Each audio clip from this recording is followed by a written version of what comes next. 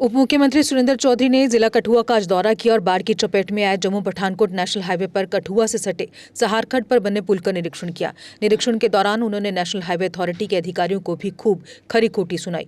Media से बात करते हुए उन्होंने कहा कि जम्मू कश्मीर में दो तरह की सरकारें चल रही हैं, उमर अब्दुल्ला की सरकार और LG मनोज सिन्हा के प्रशासन की सरकार। उन्होंने आरोप लगाते हुए कहा कि नेका सरकार लगातार लोगों के बीच है, लेकिन वहीं LG सरकार कहीं भी दिखाई नहीं दे रही। उप मुख्यमंत्री ने प्रधानमंत्री मोदी से अपील की कि राज्य में बड़ा डिजास्टर पैकेज भेजा जाए ताकि प्रभावित जनता को तुरंत राहत मिल सके। साथ ही उन्होंने भारतीय जनता पार्टी के विधायकों से भी आग्रह किया कि वे दिल्ली जाकर प्रधानमंत्री से राहत पैकेज की मांग करें। मेरी डिस्कशन आप यहाँ सांबा से रोको यहीं से आपको जब सांबा की खटों का नहीं पता। आज बेशक इन्होंने चोरी की, अब जैसे कल जो ग्रेटर क्लाइंट पूरी खट होती थी, आज खट ने पानी किया नहीं किया। मुझे याद है मैं खालचौक की खट में वहाँ से वॉक करने जाता होता था, पीछे पूरी खट होती थी, आज वहाँ ग्रेटर क्लाइंट बन गया। तो आज वो पानी वही हुआ, लोगों के घरों में घुसा। सेम पोजीशन ये है, हमारा ये इलाका है हिली एरिया और हिली टेरेन है, और जितनी खट है आपने पास्ट हिस्ट्री की देखी नहीं करी, तो आप क्या है कैसे करेंगे? कितने स्पैन डैमेज हुए?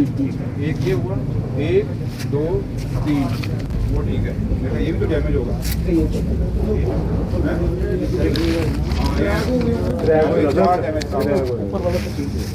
हाँ वही जिनमें का कालम भी आपका गया है। एक तो ये रीज़न भी है,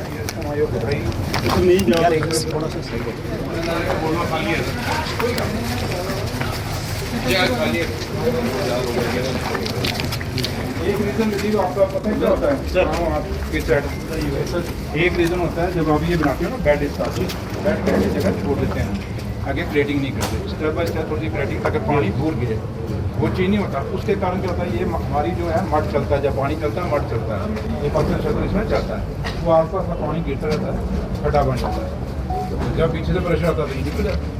ये भी एक रीजन बड़े तत्व भी आता है। मैं तो पकड़े वही मैं कहना मैं डिस्ट्रिक्ट का कोई मालिक है, अब बात जो हमने SHO से करनी है हमने SSP से करेंगे।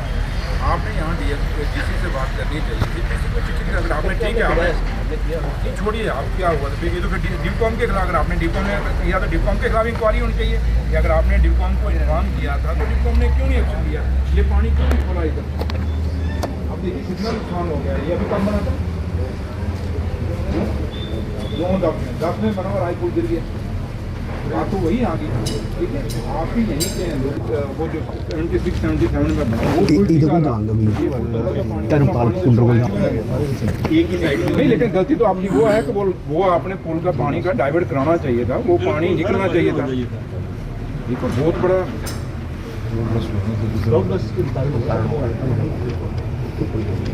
देखो, आपको पता है मैं बड़े जमीन से जुड़ा हुआ है, क्लाउड ब्रस्ट जितना हुआ तभी में आया, तभी से ज़्यादा क्लाउड नहीं हुआ। आप मिस करना, मैं कल गया था मुरैना में, छोटे छोटे कितने क्लाउड ब्रस्ट जो है नेशनल हाईवे के साथ में हुआ है। तभी कहाँ से शुरू होती है, कहाँ से आती है, ये कहाँ से स्टार्ट होता है?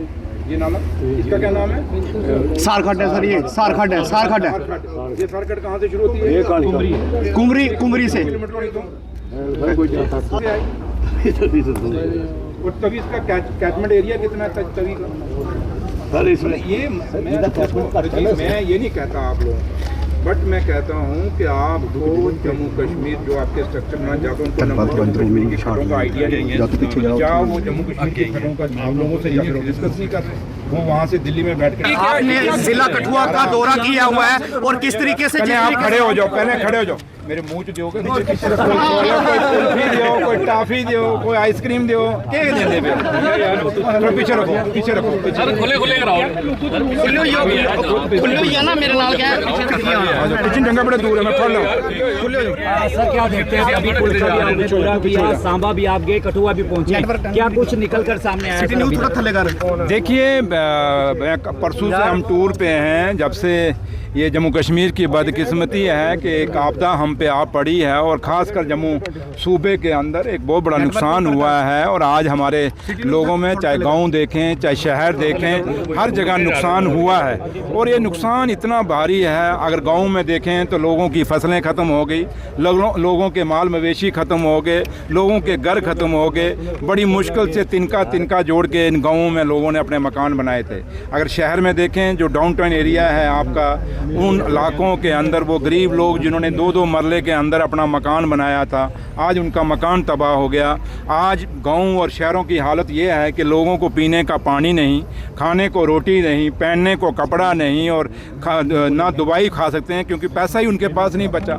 हर चीज़ इस तूफ़ान के अंदर बह गई है और ये बड़ी बदकिस्मती है। जैसे हमारे कई बुज़ुर्ग कहते हैं कि 100 साल बाद ये इतना बड़ा तूफ़ान, आंधी और तूफ़ान जम्मू कश्मीर में आया और ख़ासकर जम्मू में आया है। तो इसलिए जो नुकसान हुआ है इसकी भरपाई की ज़रूरत है। और ऑनरेबल चीफ मिनिस्टर जनाब उमर अब्दुल्ला साहब भी अपना टूर करके गए हैं जम्मू में, और वो क्योंकि चीफ मिनिस्टर हर जगह नहीं पहुंच सकते, उसके बाद उन्होंने मेरी ड्यूटी लगाई। आज मैं कल मैं तवी ब्रिज के चौथे ब्रिज के ऊपर था, फिर बाकी सड़कों पर मैं नारायणा में उन लोगों को भी देखने गया जो माता वैष्णो देवी के चरणों में मारे गए।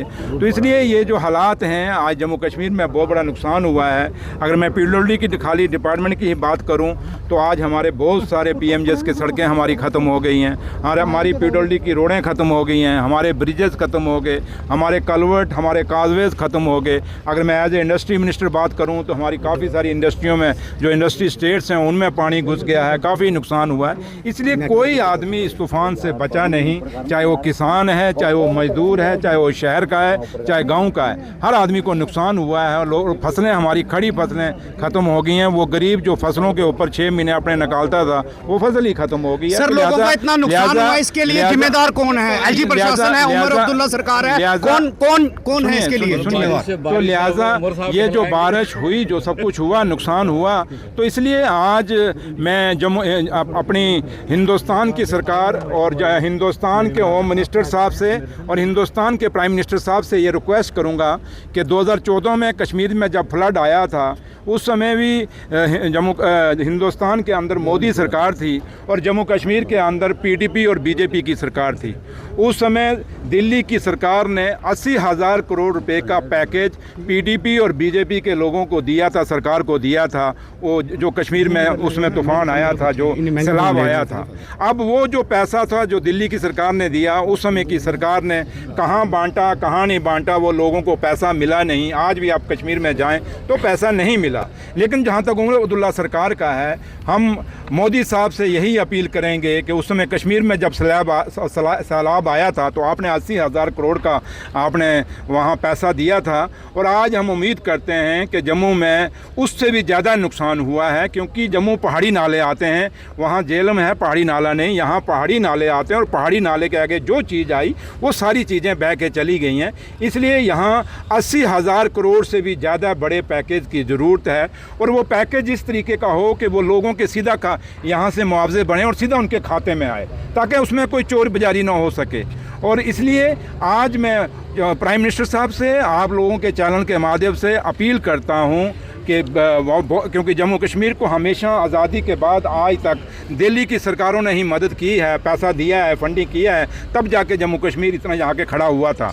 तो इसलिए उम्मीद करेंगे कि जो पैसा 2014 में 15 में मोदी सरकार ने कश्मीर के लिए दिया था, उससे दुगना पैसा जो है मुआवजे के रूप में जम्मू के सूबे के लोगों को देंगे। और जम्मू के जो भी बीजेपी के एमएलए हैं, मैं उनसे भी कहूँगा, आप खाली फ़ोटो मत खिंचवाइए लोगों के घरों में, आप सारे दिल्ली इकट्ठे होके जाइए और वहाँ जाके बात रखिए प्राइम मिनिस्टर साहब से, होम मिनिस्टर साहब से, उनसे अपील करिए कि आज जो पहले जो 2014-15 में जो आपने मुआवजा 80,000 करोड़ का दिया था, उसके दुगना मुआवजा जम्मू सूबे के दीजिए, क्योंकि जम्मू के अंदर आज जम्मू के लोगों ने बहुत भारी विश्वास करके बीजेपी के एमएलओ पे अपना विश्वास जताया हुआ है, इसलिए उनकी जिम्मेदारी पड़ती है। हाँ, जहाँ तक उमर अब्दुल्ला सरकार की बात है, उमर साहब पूरा खाका तैयार कर रहे हैं, पूरे मुआवजे की ऑफिसरों की ड्यूटी लगी है हर सेक्टर की, चाहे वो फार्मर्स की है या बिजनेसमैन की है या छोटे बड़े गरीब लोगों का, सारे मुआवजों का डिटेल मांग रहे हैं। वो हम अपनी सरकार की तरफ से भेजेंगे,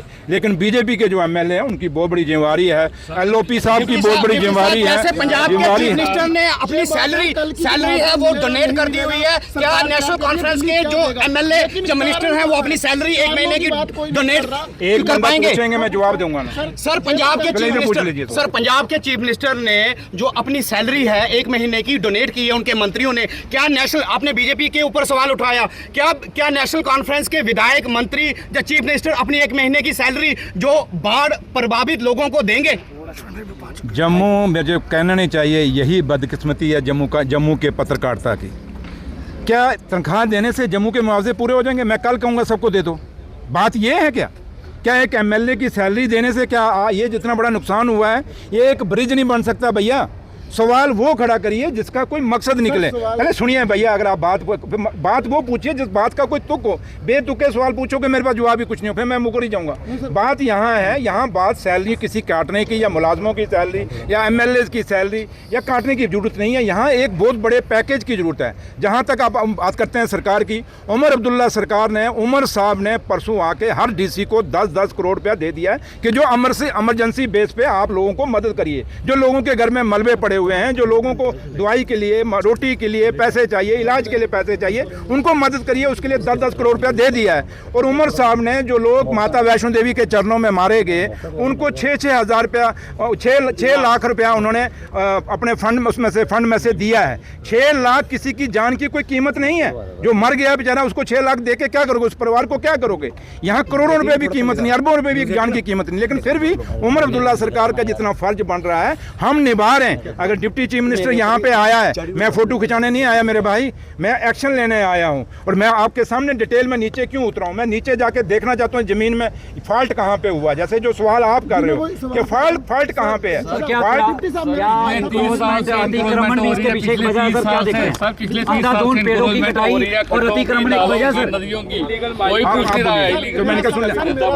साल से इंक्रोचमेंट हो रही है, और तभी आप देखो इसी वजह से तभी मेरा सवाल है, पैकेज मिलेगा, लोकेशन होगी, बजट मिलेगा नहीं मिलेगा, सवाल है कि कारण कौन शनाख्त करेगा? पुल कैसे टूटा? महज 10 साल हुए और आज रातों रात क्रेट पड़ रहे हैं, युद्ध स्तर पर काम। भैया मैं सांबे का एम्स के बाद भी देख के आया हूँ, वहाँ भी मैंने एक बात कही है। और ये बात मत सोचिए मैं यहाँ के, क्योंकि मैं डिप्टी चीफ मिनिस्टर तो हूँ जम्मू कश्मीर, बट मैं इंचार्ज मिनिस्टर PWD हूँ। मैं नीचे उतरा हूँ, कारण जानने के लिए उतरा हूँ। और मैं ये समझ सकता हूँ कि आज नेशनल हाईवे अथॉरिटी का अपनी पहचान भी खतरे में पड़ी हुई है। नेशनल हाईवे अथॉरिटी को अगर अपनी पहचान बचानी है तो उनको ये जवाब देना होगा कि ये दूसरी बार हुआ। पहले पीछे कठुआ में पुल बैठ गया था, आज फिर एक पुल बैठा है। बैठा क्या, बह ही गया। आप समझें, ये तो आप समझें इसको बैठ गया, समझो खत्म हो गया। इसलिए वहाँ एम्स में भी यही हुआ। मैंने एक एग्जाम्पल दी कि तवी ब्रिज जो है, आप कहीं तो आप तो बाद में पैदा हो, जो मेरी उम्र के लोग हैं, हमसे भी पहले, मेरी 57 साल उम्र है, 1976-77 में तवी ब्रिज बना है। उतना कितना फ्लड आया, उसके बावजूद तवी ब्रिज जो है नहीं हिला। इसका मतलब वो क्वालिटी थी, उसका स्ट्रक्चर अच्छा था, उसका डिज़ाइन ठीक था। आज कहीं ना कहीं एक कारण नहीं, मुझे लगता है कि नेशनल हाईवे अथॉरिटी को अपने स्ट्रक्चर, जो इंजीनियर हैं, अपने डिज़ाइन जो लोग करते हैं, जो आर्किटेक्ट हैं इनके, उनको भी बुला के उनके चेक करने होंगे। और मुझे लगता है कि इन दरियाओं को देख के, इनके इतिहास को देख के, इनको कितना पानी आता है उसके मुताबिक नक्शे नहीं बनाए गए। ये दिल्ली में बैठ के नक्शे बनाए गए हैं, जिसके कारण आज ये पुल बह रहे हैं। ये 10 सालों के अंदर, 12 सालों के अंदर बह रहे हैं। ये कौन सी क्वालिटी है? और क्वालिटी का भी शक है। और मैंने सांबा में भी कहा, मैंने कहा अब हमें शक पड़ गया नेशनल हाईवे अथॉरिटी के कामों के ऊपर। अब खाली हम ब्रिजेस को चेक नहीं कराएंगे, हम इनके फ्लाईओवर को भी चेक कराएंगे। ये ना हो कि फ्लाईओवर हमारे लोगों के सिरों पे आके गिरें। ये क्वालिटी हम ऐसी क्वालिटी नहीं चलने देंगे। और जम्मू कश्मीर की सरकार ऐसी कोई डेवलपमेंट नहीं चाहेगी जो हमारे लोगों का कत्ल करे या कल हमारे आबू हवा को कत्ल करे। ये क्लाउड ब्रस्ट क्यों हो रहे हैं? ये चीज़ें वही हैं जो हम आज लोग, अब जैसे आपने पूछा क्या रीज़न है, एक तो दरियाओं के किनारे जो हम इलीगल इंक्रोचमेंट कर रहे हैं, हमें भी सोचना पड़ेगा और आपको भी लोगों को जागरूक करना पड़ेगा कि हमें इंक्रोच नहीं करना। दूसरा, हमें जंगल बचाने होंगे, पेड़ पौधे बचाने होंगे। हम साथ होकर इलीगल माइनिंग कराते हैं। इस माइनिंग को बचाने के लिए आप लोगों को कदम उठाने होंगे। अगर पुलिस नहीं पकड़ती, आप लोग क्या रास्ता नहीं बंद कर सकते? हम लोग, कुछ लोग खुद क्या करते हैं, अगर मुझे माइनिंग नहीं मिलती हम दूसरे की कंप्लेंट डालते हैं। ये सिस्टम बंद करना होगा ईमानदारी से। जब से मैं आया हूं मैं माइनिंग के पीछे कितना रहा, लेकिन मैं अकेला क्या कर सकता हूं? जब तक पुलिस इसमें साथ नहीं देगी, जब तक यहाँ पे जीसी साथ नहीं देंगे, तब तक अकेला माइनिंग डिपार्टमेंट क्या कर सकता है, ये आप भी समझ सकते हैं। तो आपको सर रोक कौन रहा है? सुनो ना भैया, रुक नहीं यार, काले क्यों पड़ गए, रोक क्या पड़ रहा है? तो इसलिए आज जम्मू कश्मीर में 2 सरकारें चल रही हैं।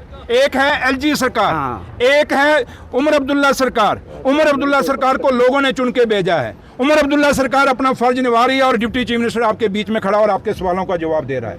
एलजी साहब को किसने रोका इस पुल पे आने के लिए?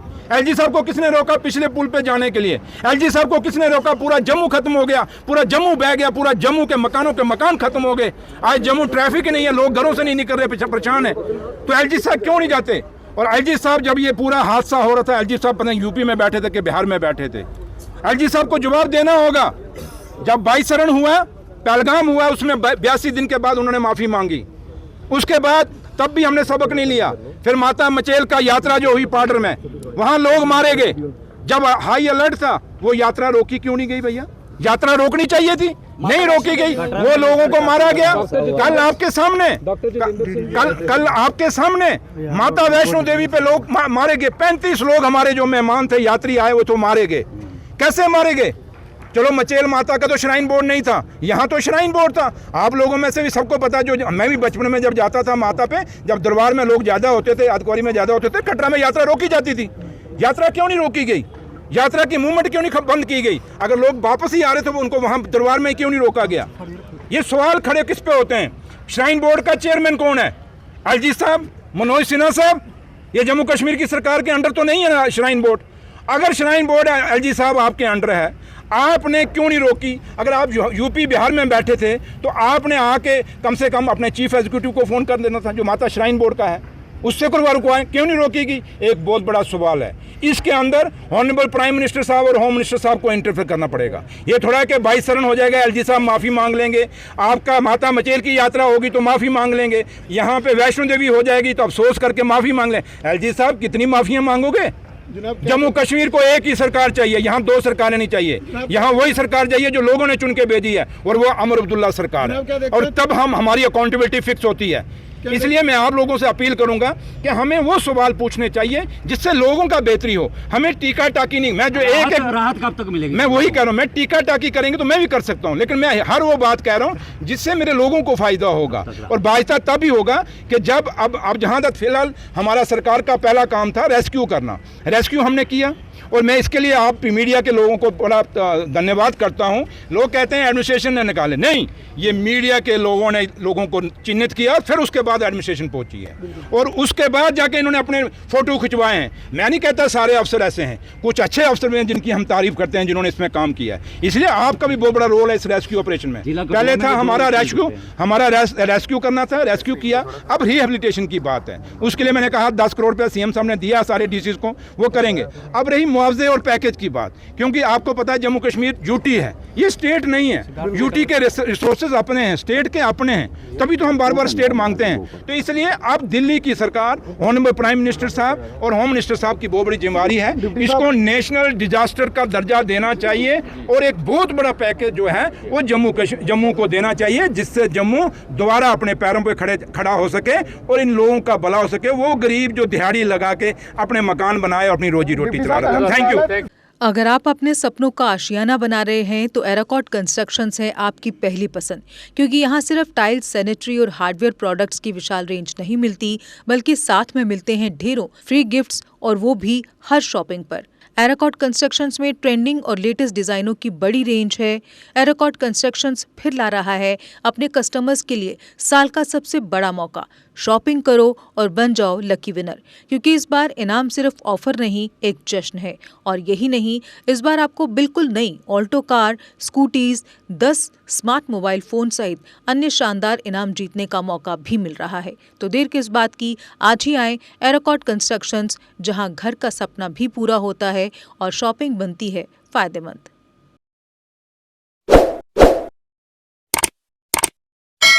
जम्मू कश्मीर की खबरों के लिए जुड़े रहिए जीके अपडेट के साथ।